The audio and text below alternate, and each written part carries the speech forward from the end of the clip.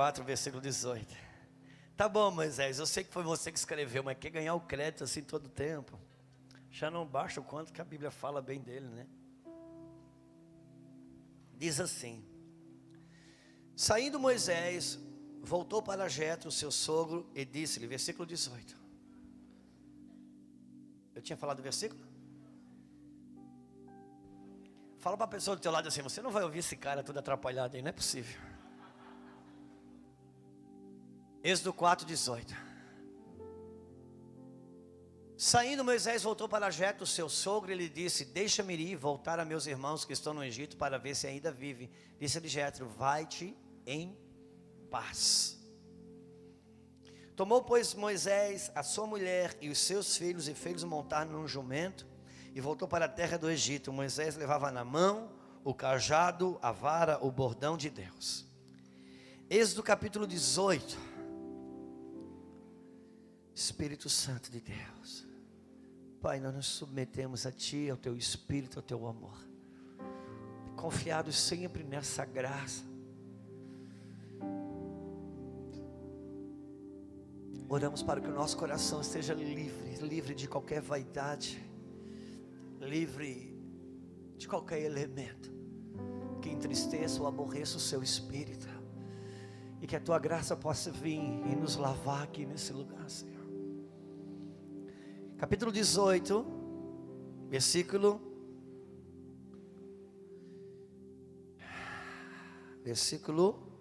5.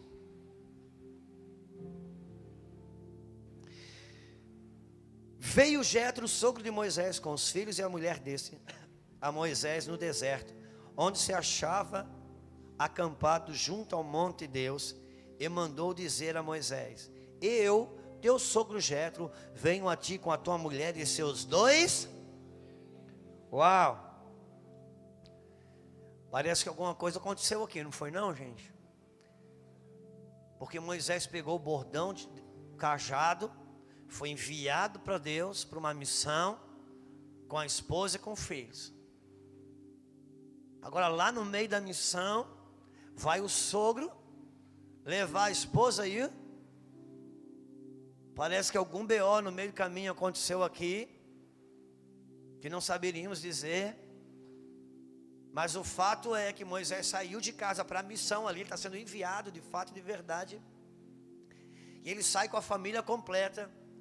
Mas na metade do caminho, Moisés está lá, no monte de Deus, segundo consta aqui. E o Jetro chega com a sua filha e com seus 2 netos e diz: sobe no monte aí, gente. E diz para o Moisés que eu estou aqui com a esposa dele e com os filhos dele.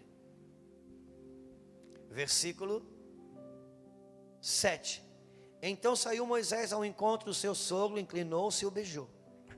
E indagando pelo bem-estar um do outro, entraram na tenda. Contou Moisés ao seu sogro tudo que o Senhor havia feito a Faraó e aos egípcios por amor de Israel, e todo o trabalho que passaram no Egito, e como o Senhor os livrara.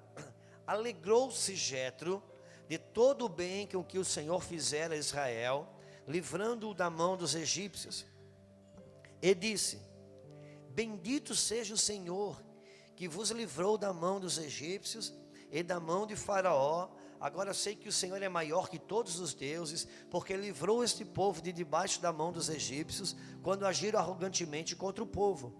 Então Jetro, sogro de Moisés, tomou holocaustos e sacrifícios para Deus, e veio a Arão e todos os anciões de Israel para comerem pão com o sogro de Moisés diante de Deus. Bom, meus queridos pastores, pastoras, eu gostaria que nessa noite a gente pudesse conversar um pouquinho e nos atentar para a jornada desse homem que tem um desenho muito claro de uma chamada em Deus, de um ministério, de uma chamada. Deus chama ele, Deus aparece na sarça ardente para ele, fala sobre a sua missão, e ele pergunta qual vai ser o sinal disso. Ele diz: o que você tem na mão? Eu tenho um cajado na mão. Então coloca ele no chão, vira cobra, pega de novo, vira cajado. Com esse cajado vai ser o meu sinal na tua mão. Com esse cajado farei milagres. Aí ele vai para o seu sogro e diz: olha, Deus me chamou, tem uma unção, tem uma chamada ministerial, tem uma unção ministerial, eu preciso me despedir de você, eu tenho algo que em Deus comigo. E o sogro disse: amém, meu filho. O sogro era um sacerdote de Midian, não era um sacerdote do Deus Altíssimo. E abençoa Moisés, entrega a filha, sua filha e seus 2 netos, os filhos de Moisés, e vai e abençoa.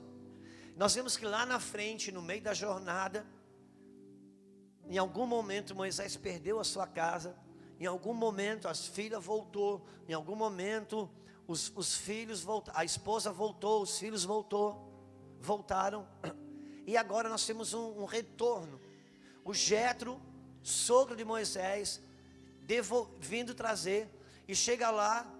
Cadê Moisés? Moisés, a Bíblia diz que ele estava no monte de Deus. Então Moisés não estava desviado, Moisés não estava em pecado, Moisés estava no monte de Deus, estava em oração, estava buscando as coisas do Espírito. E o sogro diz para esse cara descer do monte, porque tem uma esposa, tem uns filhos, tem toda uma realidade e que precisa se associar com essa chamada gloriosa que ele tem. Então ele desce. Quando ele desce, eles se alegram e se beijam. Parece que há um tipo de reconciliação ali, que não quero entrar no mérito da questão. E Moisés abraça o sogro, retoma a filha, retoma a esposa, retoma os filhos. E não pergunta sobre a filha, não pergunta sobre os filhos. Já abre o coração para falar do que Deus estava fazendo, porque Deus estava bombando no ministério, estava acontecendo cura, a membresia estava crescendo, os dízimos aumentaram, e ele queria contar do que Deus estava fazendo, quantas pessoas Deus estava salvando, e aleluia. O sogro não repreendeu, o sogro achou lindo, o sogro se alegrou, o sogro reconheceu que tinha Deus na vida de Moisés. Tudo isso estava pronto. O próprio sogro, que era um sacerdote, agora se converte ao Deus de Moisés, e agora levanta um altar para Deus de Moisés, acha tudo fantástico, e há uma restauração, há algo lindo ali. E ele deixa a esposa, ele deixa a filha, a esposa de Moisés, deixa os seus 2 netos, os filhos de Moisés, dorme aquela noite, e no outro dia ele vai para casa. No dia seguinte, que ele deveria ir para casa, só que no dia seguinte, versículo 13, no dia seguinte, assentou-se Moisés para julgar o povo, e o povo estava em pé diante de Moisés, desde a manhã até o pôr do sol. Vendo, pois, o sogro de Moisés tudo o que ele fazia ao povo, disse: o que é isto que fazes ao povo? Por que te assentas só? E todo o povo está em pé diante de ti, desde a manhã ao pôr do sol. No outro dia, irmãos, depois daquele encontro lindo, o sogro se converte, o sogro admira tudo que Deus está fazendo na vida de Moisés. No outro dia, quando ele se arruma para vir embora, ele olha para Moisés, vê Moisés sentado diante do povo, atendendo o povo, desde o início do dia até o final do dia. Ele disse: Moisés, o que é isso?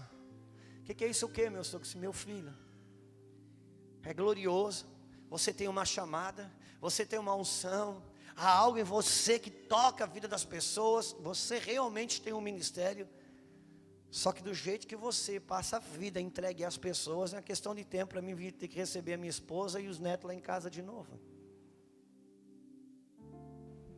É uma questão de dias, meu filho.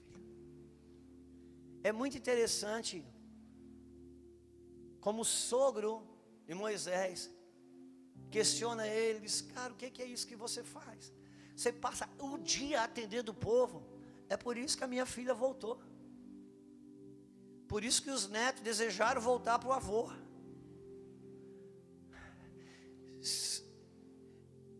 Nós vamos ter que mexer nisso, te ajudar nisso. Versículo 15: respondeu Moisés ao sogro: é porque o povo me vem a mim para consultar a Deus. quando tem alguma questão, vem a mim para que eu julgue entre um e o outro. Eles declarem os estatutos de Deus e as suas leis. Uau! Então Moisés responde: não, sogro, você não está entendendo o quanto que Deus está me usando. E o povo me procura. E o povo não consegue. Eu tenho que atender esse povo o dia todo. Se eu não atender, como que Deus vai fazer a sua obra? Ele não vai conseguir. Se eu não for eu, a obra de Deus vai à falência. Sem mim, Deus nada poderá fazer.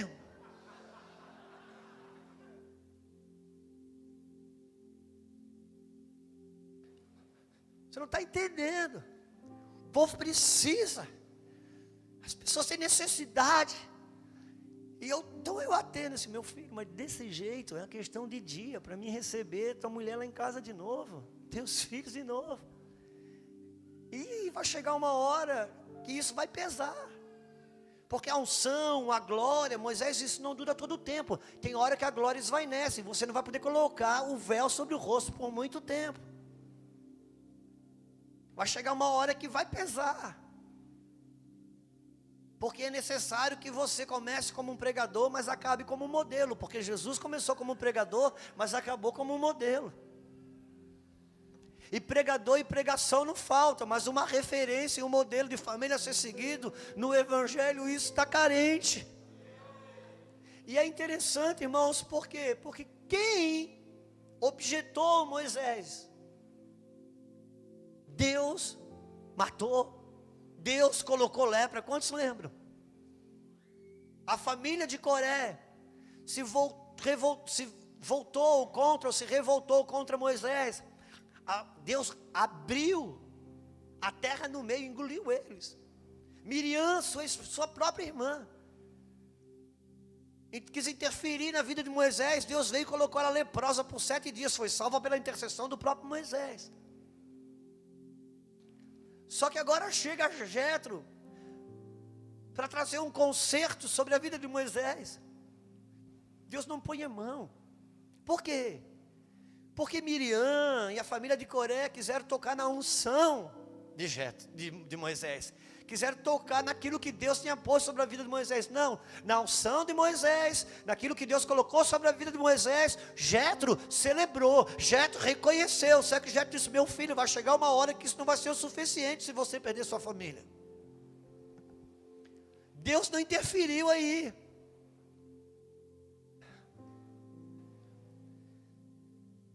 Todo libertador vai precisar de um libertador, cada um na sua esfera de atuação. O cara andava face a face com Deus, mano, e ele disse para os outros, o próprio Deus chegou para alguns e disse: ó, cala a boca todo mundo. Quando eu quero falar com vocês, eu apareço em sonho, mando um anjo, um profeta, mas esse cara chamado Moisés, eu falo face a face. Só que agora, Jetro chega, Deus não põe a mão. Deus não põe a mão. Vamos continuar.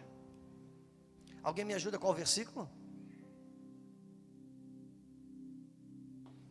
17, ok. O sogro de Moisés, porém, lhe disse: não é bom que faças. Ei, cara, quem é que vai dizer isso para Moisés, hein, mano? Hã? Quem é que vai dizer isso? Não é bom que fazes. Sem dúvida, desfalecerás tanto tu como este povo que está contigo. Moisés, vai chegar uma hora que você vai cansar. E quando você estiver cansado de responder para esse sistema, o mesmo povo que hoje te aplaude, amanhã também te critica. Se você não se libertar dessa demanda, mas eu ando face a face com Deus, Deus está fazendo. Não é nisso que nós estamos falando. Jetro não tocou nisso. Muito pelo contrário, Jetro estava dizendo: meu Moisés, eu quero que você continue sendo respaldado, porque chega uma hora, a unção, a cura, o milagre não respalda mais se a casa não puder estar junto. Só que a gente vive debaixo de uma pressão e de uma demanda, irmãos, que parece que a gente tem que atender as pessoas, senão Deus não vai dar conta.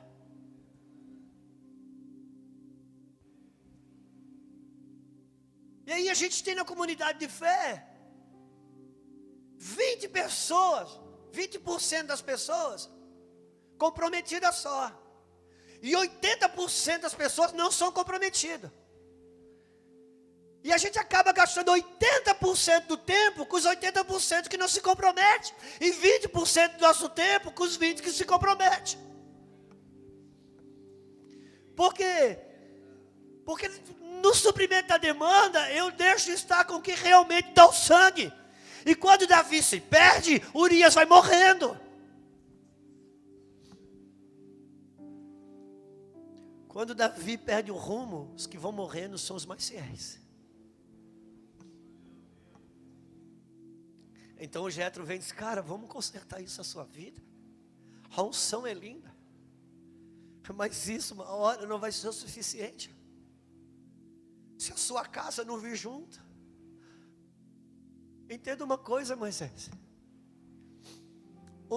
Uma casa forte, uma família forte, um casamento forte, ele vai suportar qualquer crise no ministério. Mas um ministério forte não suporta qualquer crise no casamento.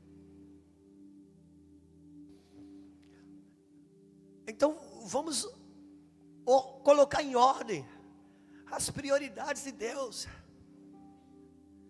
Por isso que às vezes parar é avançar. Por quê? Porque Ele está colocando em ordem.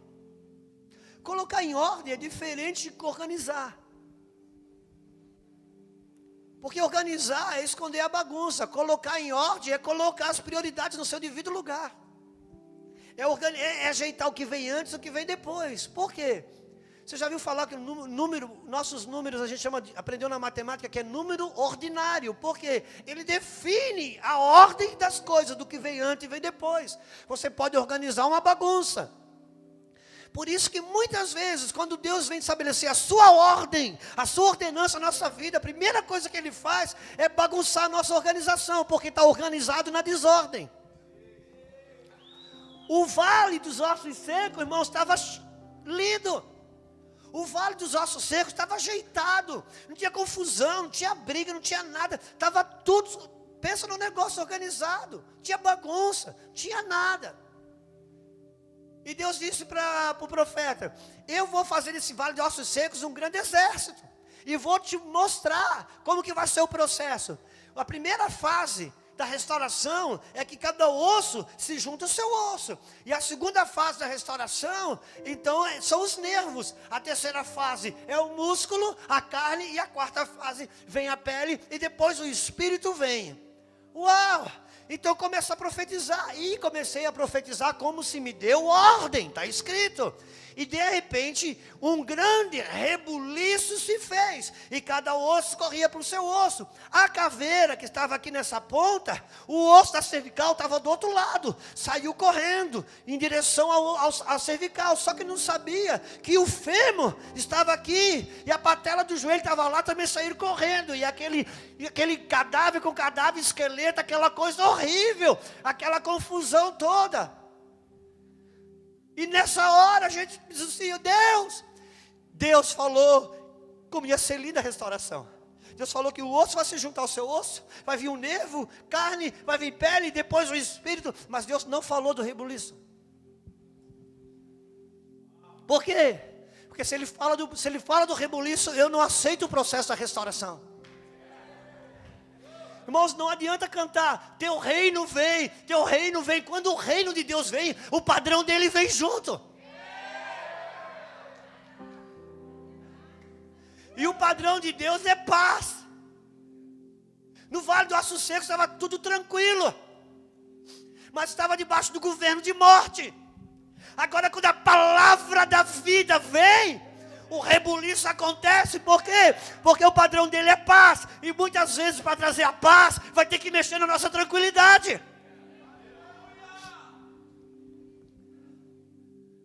Se você quiser ter uma noite tranquila, você toma um tranquilizante. Mas se quiser ter uma noite de sono, vai ter que ter paz.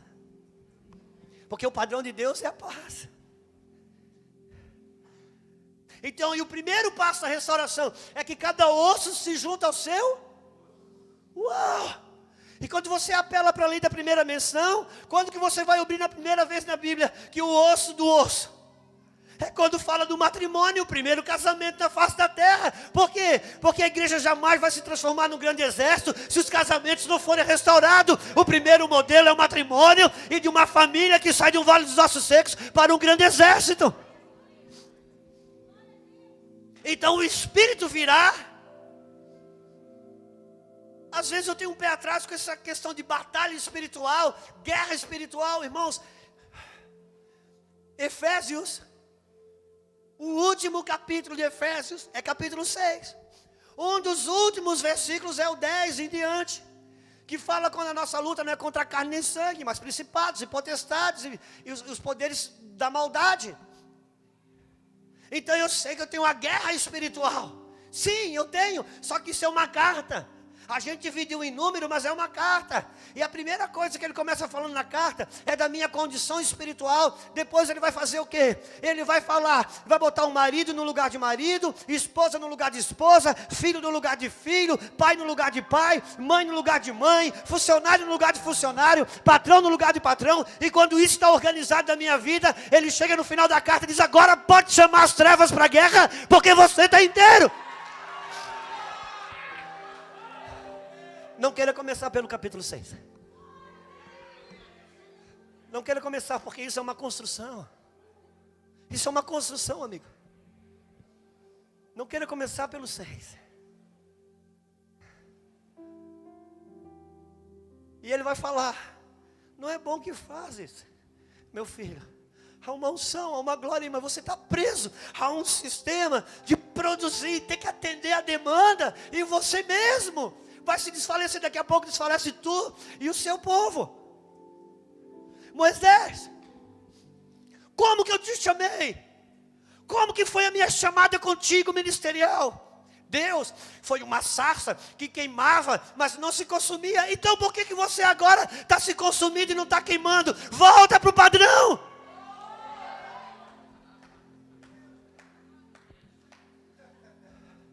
O padrão de Deus é que eu e você queima, a gente queima, mas não se consome, irmão. Só que quando você fica escravo da demanda, você vai se consumindo e não queima. Mas Ele está pondo em ordem. Ele está organizando muitas coisas. Ele não está trazendo culpa. Ele não está trazendo condenação. Mas Ele está trazendo ordem. Por quê? Porque está para fazer coisas quando o Espírito vai vir. E vai ser um poderoso exército, mas a gente está ajeitando fundamentos, prioridades, princípios. Porque se você quebra um princípio de Deus, a seu tempo o princípio te quebra. Só que, irmãos, vem falar para mim que a tentação da demanda não é grande. Ah, mas Deus, se é, irmão. Se é. A tentação é grande. Às vezes eu também caio na besteira de achar que Deus não pode viver sem mim.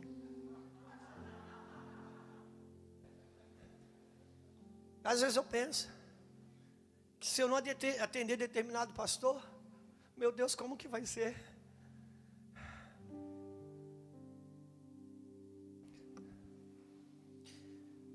Precisamos alinhar nosso lar, nossa casa,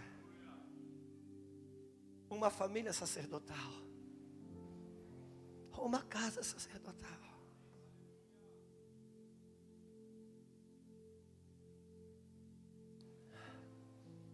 Alguém disse: pois é, pastor, e Moisés foi um grande libertador, e seu filho nem teve envolvido na causa. Tudo bem, irmão, só que o meu padrão é Deus, e o filho dele foi.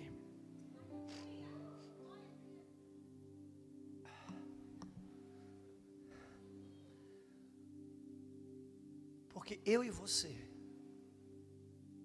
nascemos no reino. Irmãos, só pense isso como um pensamento lógico. Ele nos transportou do império das trevas para o reino do... Então o reino de Deus é um lugar onde você transporta para o Filho.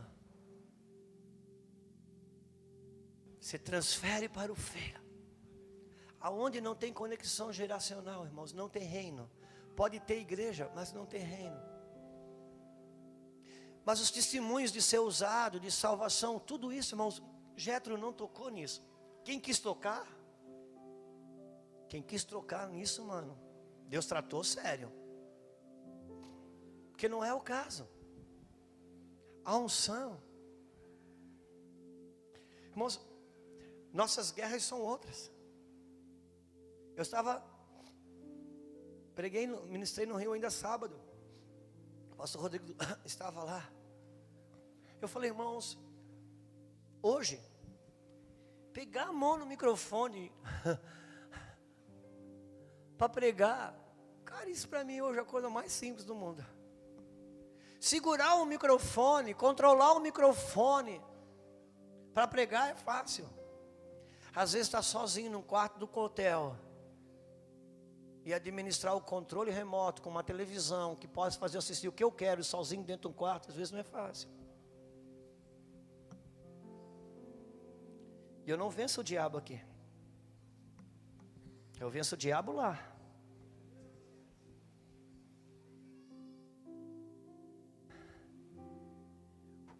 Um evangelho, irmãos, que possa ser transferido. Então ele diz, cara, vai, transfere do teu espírito para determinados homens. Eles cuidam das causas, as graves eles trazem para você, mas as demandas diárias, traga alguém, porque você não, sozinho você vai morrer. Sozinho você vai morrer. E o difícil hoje, irmãos, Deus não disse ao Moisés, cria uma apostila e treina uma equipe de como ganhar. Não, transfere teu espírito. Irmão, para transferir coração leva tempo, tem que estar junto. Isso não cabe dentro de uma apostila, cabe dentro de uma convivência. É transferir o seu coração, é transferir do seu espírito. Porque não importa se um discípulo seu faça as coisas diferentes de você, importa se ele tem o seu coração. Joabe, cara, foi o general mais exemplar que passou em todas as gerações dos exércitos de Israel. Nunca que Davi deu uma ordem para Joabe que ele não fosse 100% bem sucedido, mas ele nunca teve o coração de Davi. É transferir o coração. Se não for pedir muito para você, eu vou pedir para você abrir a sua Bíblia em Samuel.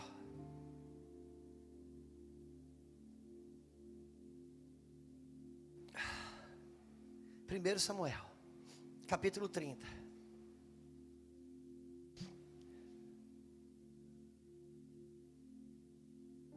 Capítulo 30, meu irmão.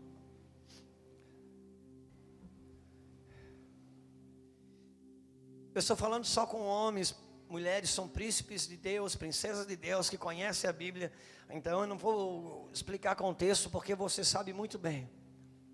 Mas só vou ler esse texto quando fala de Davi, quando ele chega em Ziclag, e Ziclag foi tomada a fogo. Importa dizer que Davi, ele estava nesse tempo fugido de Saul, mas a unção de guerreiro estava sobre ele. Como ele não conseguia mais escapar de Saul, e ele não queria matar Saul, porque num confronto ele saberia que mataria Saul.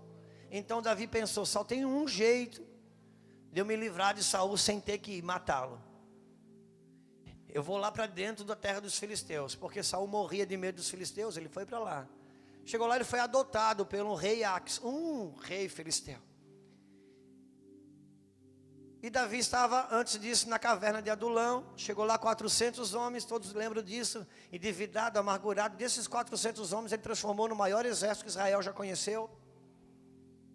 Esses homens ganharam dignidade e vida, se tornaram um exército. E cada saída que o rei Aques saía, Davi ia junto. Davi estava igual o Flamengo hoje. Até os inimigos estavam reconhecendo que ele estava voando alto e não tinha muito o que fazer. Mas não estou falando como flamenguista, estou falando só como uma realidade. E era isso, toda saída que ele dava, ele arrebentava. Só que um dia, Davi, a investida dos filisteus era contra Israel. E Deus jamais ia deixar Davi lutar contra a sua casa. Quando organizaram os exércitos, cada rei dos filisteus reorganizou seus exércitos. O do rei Ax, Davi estava lá junto. Quando eles viram, eles chamaram o rei, os príncipes, chamaram o rei Ax, os príncipes filisteus, e disseram: esse cara não pode ir. E o rei Ax disse: gente, vocês não têm noção, reforço. Esse cara não perdeu uma guerra. Só que ele está brigado com o rei de lá. Ele é de lá, ele está brigado com o senhor dele. O melhor jeito de ele reconciliar com o senhor dele, o que é? É na hora da guerra virar para o lado dele e ganhar a guerra contra nós. Aí nós arrebentou com tudo.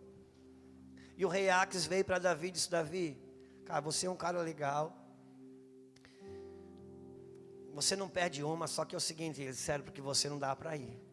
Aquele dia foi um dia difícil para Davi.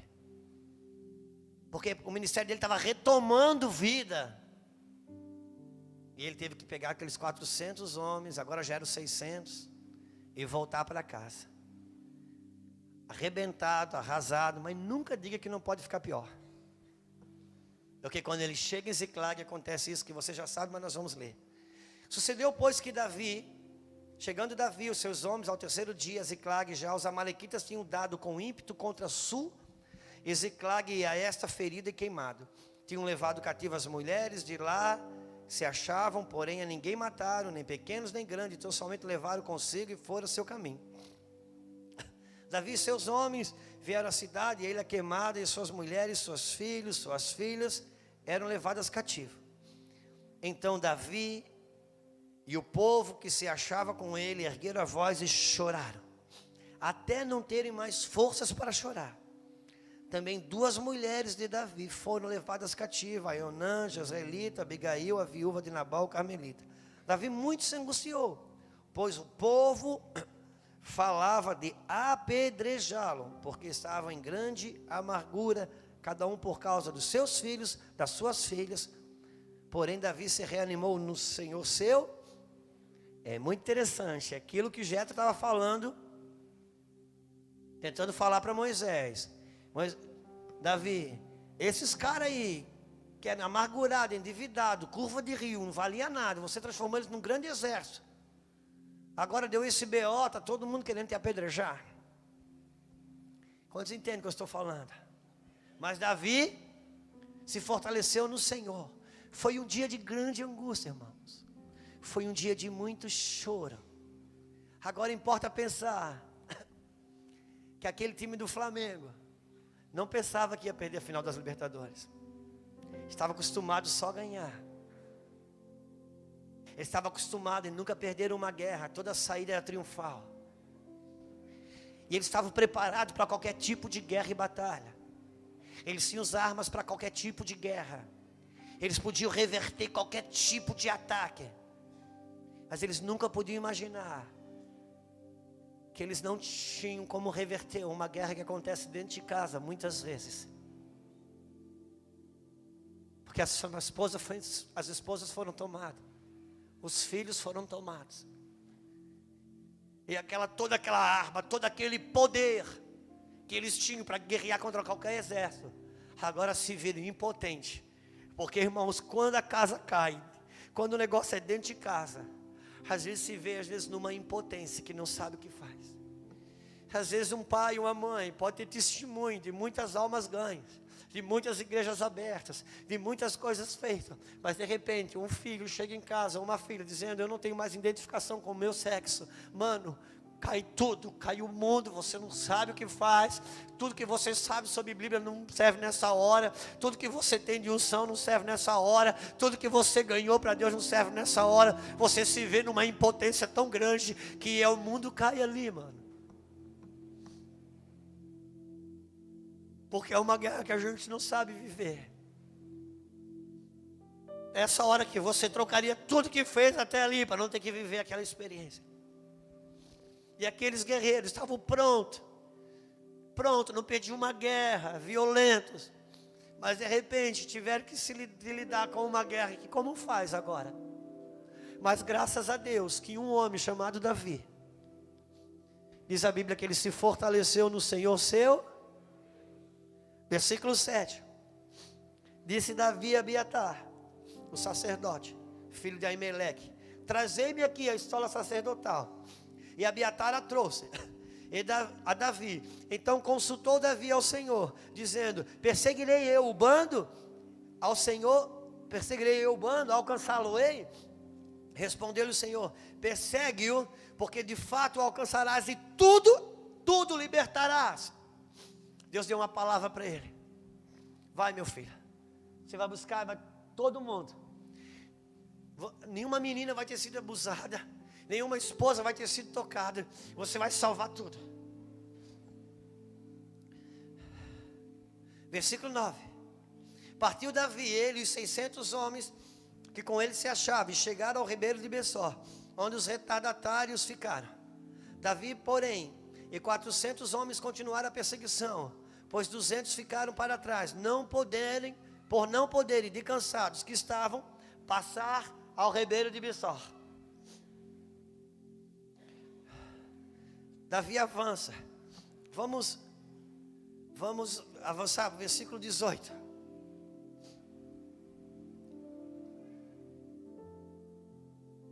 Versículo 15. Disse-lhe Davi: poderei eu descer? Vamos mais para frente, que ele já vai pegar, versículo 18. Assim Davi salvou tudo quanto havia tomado os amalequitas, também salvou suas mulheres. Não faltou coisa alguma, nem pequena, nem grande, nem filhos, nem filhas, nem despojo, nada do que eles haviam tomado. Tudo Davi tornou a trazer. Também tomou Davi, versículo 21, estou tentando adiantar. Chegando Davi aos 200 homens que de cansado estavam, não puderam seguir e ficaram no ribeiro de Besor, estes saíram ao encontro de Davi, e todo o povo com que com ele vinha, Davi, aproximando-se destes, o saudou cordialmente. Então todos os maus filhos de Belial, entre os homens que tinham ido com Davi, responderam e disseram: visto que não foram conosco, não lhe daremos os despojos que salvamos. Cada um, porém, leve a sua mulher e seus filhos e se vá embora. Porém disse Davi: não fareis assim, meus irmãos, com que nos deu o Senhor, que nos guardou e entregou às nossas mãos o bando que contra nós vinha, porque quem vos daria ouvido nisso? Por qual é a parte dos que desceram a peleja, tal será a parte dos que ficaram com a bagagem, receberão partes iguais. Ok. Eu acelerei a leitura porque você conhece o texto. Davi, quando chega em casa, e todos aqueles homens guerreiros, 600 homens, as esposas de todos tinham ido. As filhos de todos tinham ido. E todo mundo pensou em apedrejá-lo. Davi, porém, se fortaleceu no Senhor. E Davi foi a Abiatar, ao sacerdote Abiatar. Vem cá, mano, você que é grandão. Davi foi até o sacerdote Abiatar, pegou a estola sacerdotal, colocou nele. Ele disse: Deus, perseguirei esse bando, sem ter nenhum caminho para me recuperar. A família minha e dos meus guerreiros. É interessante, porque quando Davi tinha que sair para a guerra, ele ia consultar o sacerdote, se era para ir para a guerra ou não, e o sacerdote dava a palavra, recebia a palavra e dizia: vai, não vai. Só que naquele dia, Davi não consulta o sacerdote. Davi pega a estola do sacerdote e coloca sobre os seus ombros, dizendo o seguinte: para as guerras fora de casa, eu vou trabalhar, consultar sacerdotes, mas a guerra da minha casa, eu não vou terceirizar o sacerdócio da minha família, eu não vou terceirizar o sacerdócio da minha casa. Daqui, isso é responsabilidade minha. Não pode terceirizar o sacerdócio do seu lar. O sacerdócio da sua casa é seu. Essa guerra é sua. Essa responsabilidade é sua. E Deus tem todo o caminho para você recuperar o que já foi perdido e salvaguardar o que está conquistado. Davi pega a história e diz: eu não vou terceirizar o sacerdócio do meu lar. Obrigado. Entenda. Você que é pastor, você que é pastora, você não pode substituir ninguém. Você vai orientar, você vai trazer luz, cara. Irmãs, cada casa vai precisar fazer com que o seu sacerdócio seja recuperado. E sabe o que acontece agora? Sai aqueles 600 homens. Quando eles chegam num ribeiro, um lugar cansado, eles param para tomar água. As mochilas no chão. E Davi diz: tomaram água, se reanimaram, vamos embora. Daqueles 600 homens, que eram 400, estavam em 600, 200 disseram: Davi, não dá. Cansou, mano. A gente não dá conta de ir, não. E Davi olhou e disse: gente, quem consegue ir? Levantou 400 e foram, e 200 ficaram. Davi entra no arraial dos amalequitas, ele recupera todas as esposas, todos os filhos. E não recupera só os despojos que foram de Ziclag, não. De todas as guerras que eles tinham investido, eles trouxeram tudo. A vitória foi grande. Agora voltava Davi, com todos os despojos, com todas as filhas, com todas as esposas. Não tinha havido de um arranhão, ninguém tinha se machucado. Veio todo mundo, irmão, foi guardado. Quando eles chegam no ribeiro de Bessó, que está lá aqueles 200 que de cansado não puderam prosseguir, Davi diz: olha, cada esposa abraça o seu marido, cada filha abraça o seu pai. E agora Davi resolve repartir os despojos entre os 600 homens. Alguns homens, irmãos, alguns homens de verdade gostaria de ativar a sua consciência. Alguns homens disseram assim: Davi, cara, não é por nada, mas esses caras ficaram aí na sombra e água fresca. Nós colocamos a nossa cabeça a prêmio. A gente podia estar tudo morto. Davi, do jeito que você está fazendo aí, você só vai incentivar a sombra e água fresca. Você não vai incentivar a peleja, não. Davi, dá a esposa e o filho para cada um, Davi. Os despojos separa para os 400 que lutaram. Senão amanhã fica 400 na água, só vai 200. E não vai chegar um dia que vai só você. Irmãos, de verdade, não parece ser justa essa divisão, não? Parece, cara. Mas a Bíblia diz que esses homens eram filhos de Belial.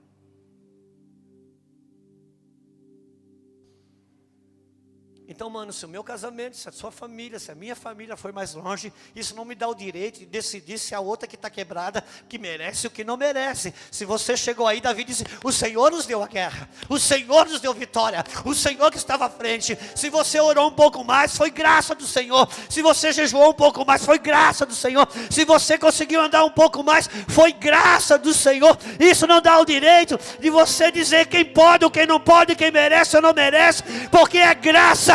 Entra no poder de Deus, entra no Evangelho de Deus, e agora guerreia, porque está quebrado.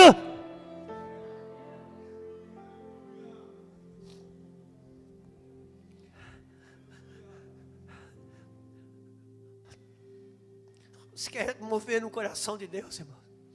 Se você está inteiro, trabalha para quem está quebrado. E sabe o que aconteceu? Aquele dia nasceu uma lei em Israel, que os despojos era repartido por quem guerreava tanto quanto quem não guerreava. Então, irmãos, no outro dia, mas eu gostaria que você pensasse agora, no outro dia, as 600 esposas estavam com 600 maridos. Todos os filhos estavam cada um com seu pai. E todos eles estavam com seus bens recuperados. Mas só os filhos e as esposas de 400 homens podiam dizer: meu pai guerreou, meu marido guerreou. Eu estou aqui porque ele assumiu a estola sacerdotal. Eu não estou aqui na estola sacerdotal de outro. Eu estou aqui porque o meu marido entrou em guerra. Eu estou aqui porque o meu pai que entrou em guerra. Eu, no outro dia, irmão, porque Deus vai abençoar quem guerreia e quem não guerreia. Mas o legado fica com quem guerreia. Então coloca a estola sacerdotal da tua casa e vai à luta, porque o Senhor entra contigo no arraial dos amalequitas. Porque abençoar, Ele vai abençoar. Usar, Ele vai usar. Unção Ele vai dar, irmãos. O que é de cima para baixo nunca vai ser interrompido. Aquele que chama é fiel para cumprir. Agora de baixo para cima é preciso dar um retorno. Então eu não vou terceirizar o sacerdócio da minha casa, cara.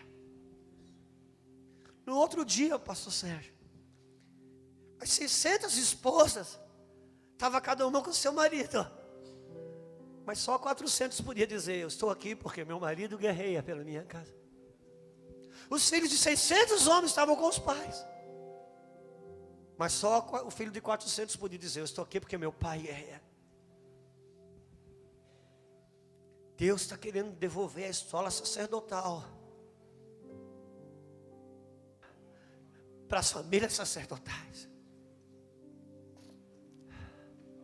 Quando Davi assumiu o trono, a primeira coisa que Davi fez, irmão, foi ir atrás da arca para levá-la para o templo. Porque Davi disse, eu não vou governar sem Deus. Saul nunca se preocupou com a arca, porque Saul não amava a arca, Saul amava o trono. Davi não, Davi amava a presença de Deus.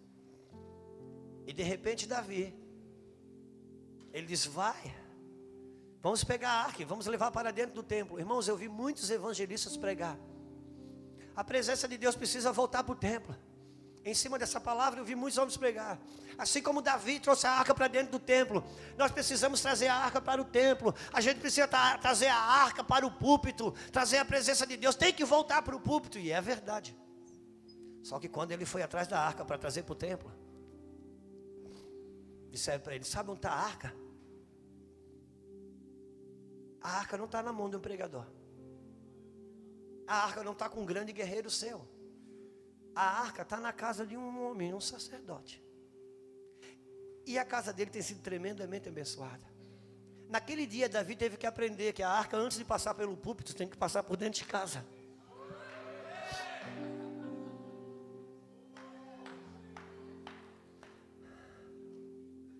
Irmãos, de verdade, eu sei que quando a Bíblia diz que Deus vai restaurar a casa caída de Davi, é a restauração da adoração. Mas se tem uma coisa que na vida de Davi ficou caída, foi a casa mesmo. Então precisamos restaurar a casa de Davi, então que restauremos. Eu não quero terceirizar. Se eu estou chegando mais inteiro, irmãos, isso não me dá o direito de ficar com o despojo de ninguém. Porque foi o Senhor que nos trouxe até aqui. Mas se eu não guerrear, alguém vai guerrear. Deus vai me abençoar. Deus vai abençoar, irmãos. Deus já mostrou que o despojo Ele vai dar. No outro dia, todo filho tinha despojo, mas nem todo filho tinha legado. E o Senhor está querendo recuperar. Colocar a escola sacerdotal nos ombros de homens e mulheres, para que a sua casa seja uma referência para o rebanho, um balizador para o rebanho. Moisés, não é bom o que fazes. A demanda da igreja vai te matar se você não entender a prioridade das coisas. Por isso que alguns irmãos, mesmo por meio de dores, guerras e lutas, e mesmo não compreendendo, Deus rompeu com o sistema ativista. E agora, mesmo sem saber o que fazer, é bom que não saiba muito, porque enquanto não tem demanda para a direita e para a esquerda, volta a viver o lar que já tinha parado de viver.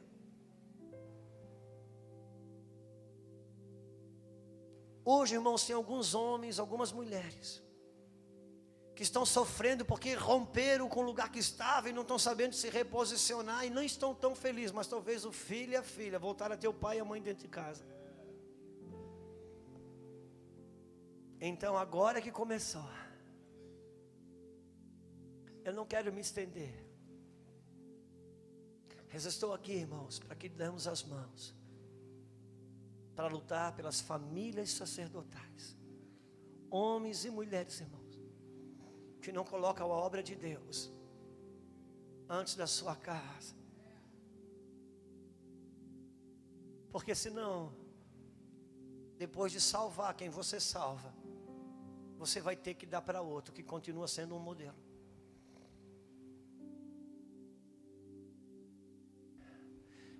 Ontem estava ministrando a ceia aqui, e nós falamos aqui, eu tenho uma preocupação hoje, porque uma fatia da sociedade brasileira, irmãos, no domingo à noite,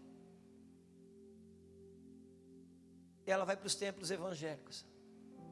Tem uma outra fatia, entre outras, da população brasileira, que ela vai para os centros de macumba, centros de umbanda. O apavoro maior é que chega na segunda-feira, 90% dessas duas fatias estão gritando pelas mesmas coisas, chorando pelas mesmas coisas, se alegrando pelas mesmas coisas. A pergunta é, com quem a gente está se encontrando no domingo à noite?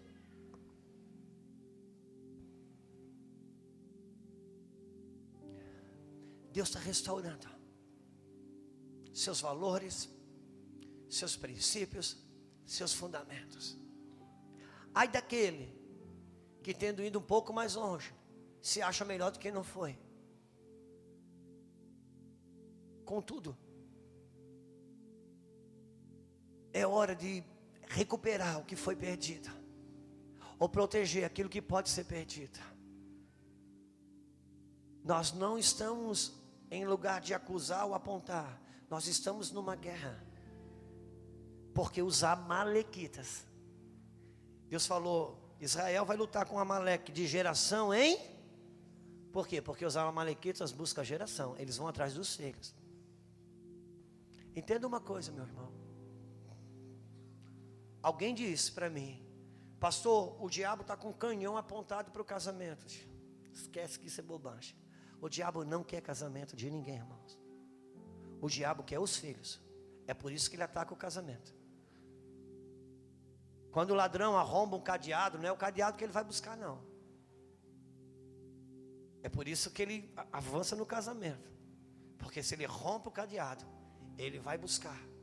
Sempre que o diabo tentou matar alguém na Bíblia, era criança. São os filhos. Por quê? Porque Deus estabeleceu que o reino dele é o reino do filho. Se o foco de Deus é o filho, quem você pensa que é o foco do diabo na sua vida? Por isso há um resgate. E esse movimento, irmãos, esse trabalho nosso, de verdade. Ano que vem, nós vamos ter o Café com Pastores com o apóstolo Luiz Hermínio aqui, para pastores, líderes e famílias, como ele sempre diz. Mas essa mesa, ela vai se reduzir a pastores e pastoras, e filhos biológicos de pastores. Nossos filhos precisam saber que tem um lugar que pensa mais nele do que a igreja do pai dele. Eu acredito, irmãos, numa igreja que o filho do pastor, ele tem orgulho e alegria de ser filho do pastor. Ele tem orgulho e alegria de congregar na igreja que o pai é pastor. Eu creio nisso. E eu posso te garantir, é possível viver isso. É possível viver isso e nós estamos perseguindo isso. Não faz mal que tem um acidente aqui ou ali. Se alguém cair, nós vamos guerrear, juntar e vamos dizer, meu filho, o que eu ganhei é meu e é seu, é nosso. Nós não temos aqui, não tem acusação, aqui não tem melhor, não tem pior. Mas nós não vamos parar de guerrear. Não terceirize a escola sacerdotal da sua casa. Eu estava falando com pastores e pastoras. Eu sei que tem pessoas aqui que não são pastor, nem são pastoras. Eu sei também que tem mulheres aqui que marido nem é crente. Tem mulheres aqui que cuida do neto, porque o pai e a mãe nem respondem para Deus. Eu não queria esticar a palavra para esse lado, que eu quero falar com pastores e pastoras, mas você, mulher, que seu marido não responde para Deus. Você, vó, que cuida da criança, porque pai e mãe não respondem para Deus. Entenda uma coisa. Coloca fé no coração do seu filho. Coloca fé no coração do seu neto. Paulo, ele dizia que não construía fundamento alheio, não é isso? Ou seja, ele não discipulava ninguém que ele não tinha ganho. Mas importa dizer que ele não ganhou para Jesus, Timóteo. O discípulo 01 dele, e não foi ele que ganhou. Ele disse, Timóteo, a fé que esteve na tua avó e depois na sua mãe, e hoje está em seu coração, é essa. Então quem botou a fé no coração de Timóteo não foi Paulo. Por quê? foi a mãe e a avó, porque o pai de Timóteo era grego, ele não tinha fé cristã. Então por que Deus colocou Paulo na vida de Timóteo? Para quê? Para preencher a lacuna da paternidade. Então coloque fé no coração do seu filho. Se o pai não responder, Deus coloca um Paulo só para preencher aquela lacuna e ele responder para o propósito.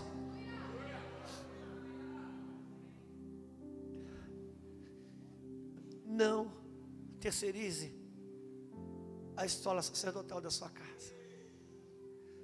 Eu não quero me esticar por aqui não, irmãos, porque o que Deus tinha que falar já falou. Só quero orar agora. Eu quero orar com você. Se você puder ficar de pé, eu quero orar com você. Nós somos um trabalho de construção. Nós não estamos lidando com uma pregação, irmãos. Nós não queremos, ainda que eu me empolgue, eu não quero lidar com uma pregação. Eu quero lidar com uma construção. Uma construção de proteger nossos lares, de trabalhar com as famílias sacerdotais.